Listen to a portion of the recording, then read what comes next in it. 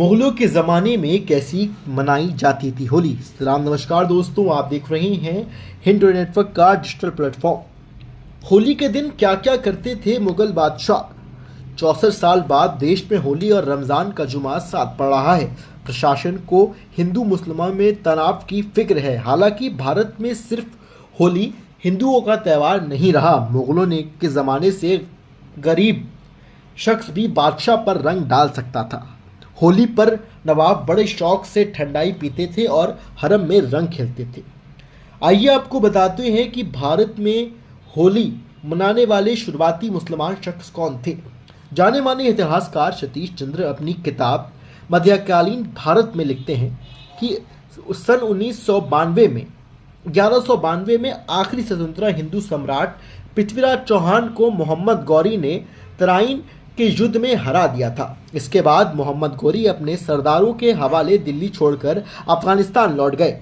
इस तरह दिल्ली की गद्दी पर पहली बार मुसलमानों का शासन शुरू हुआ। मुसलमान शासकों ने इस्लाम को बढ़ावा दिया और हिंदुओं को त्यौहार फीके पड़ गए। हालांकि गांव में होली खेली जाती थी। 1325 सन में दिल्ली की गद्दी में बैठे मोहम्मद बिन तुगलक पहला मुसलमान सुल्तान था जो होली के सार्वजनिक जश्न में शामिल हुआ। 13वीं सदी में अमीर खुसरा ने होली को एक मशहूर गीत लिखा। उसके बाद आपको बता दें कि 1526 में पहले मुगल बादशाह बाबर ने आगरा को अपनी राजधानी बनाया। उनके दौरे में आगरा के किले में होली मनाई जाने लगी। इतिहासकार मुंशी ने अपने किताब तारीख़ हिंदुस्तान में लिखा है कि बाबर ने देखा कि हिंदू एक दूसरे को रंग से भरे भरे हौदे में पटक रहे हैं। वह हैरान थे कि लोग न जाने कौन सा खेल खेल रहे हैं। उन्होंने बताया गया कि ये हिंदुओं का एक दूसरे को रंग लगाकर मनाया जाने वाला त्यौहार है जिसको होली कहते हैं। बाबर को होली का माहौल पसंद आया। उन्होंने होली के दिन अपने नन्हे के पूरे कुंडे को शराब से भरवाया और उसमें नहाए।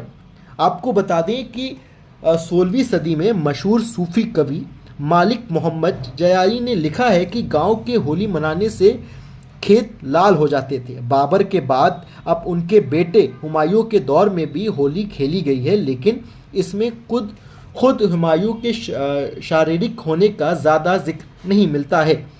बादशाह अकबर के दौर पर होली कैसे मनाई जाती थी। आपको बता दें कि अकबर की शासन यानी 1555 से लेकर 1605 तक हिंदुओं को सभी त्यौहार मनाने की छूट थी। मुगलों के समय दो तरह के दरबार लगते थे, दीवाने आम और दीवाने ख़ास। दीवाने ख़ास में शहंशाह के दरबार में मंत्री और मनसबदार, अमीर और बाकी दरबारी लोग जुटे थे, जबकि दीवाने आम में आम लोग जुटते थे। इतिहासकार ने कहा है कि अकबर द ग्रेट में लिखा है कि दीवाने आम में टूसी के फूल बने गुलाल और गुलाब जल और इत्र में होली खेली जाती थी। होली के दिन अकबर किले से बाहर भी आते थे और आम लोगों से मिलते भी थे। अब्दुल अफजल की किताब आईने अकबरी में हवाले से इतिहासकार मोहम्मद बताते हैं कि मुगल बादशाह होली का बेसब्री से इंतज़ार करते थे और रंग खेलने के लिए साल भर पिचकारी जैसी चीज़ें इकट्ठा करते थे। अकबर को ऐसी पिचकारियाँ इकट्ठा करने का शौक़ था जिसमें रंग दूर तक जाए। वह हरम में हरखा भाई और बाकी बेगमों के साथ रंग खेलते थे। कुछ इतिहासकार ये भी कहते हैं कि अकबर हरम में हरखा भाई और उनकी साथी महिलाएं दिवाली और शिवरात्रि भी मनाती थीं, तो अकबर भी इसमें शरीक होते थे। अकबर के समय मशहूर कृष्ण भक्त कवि रसखान।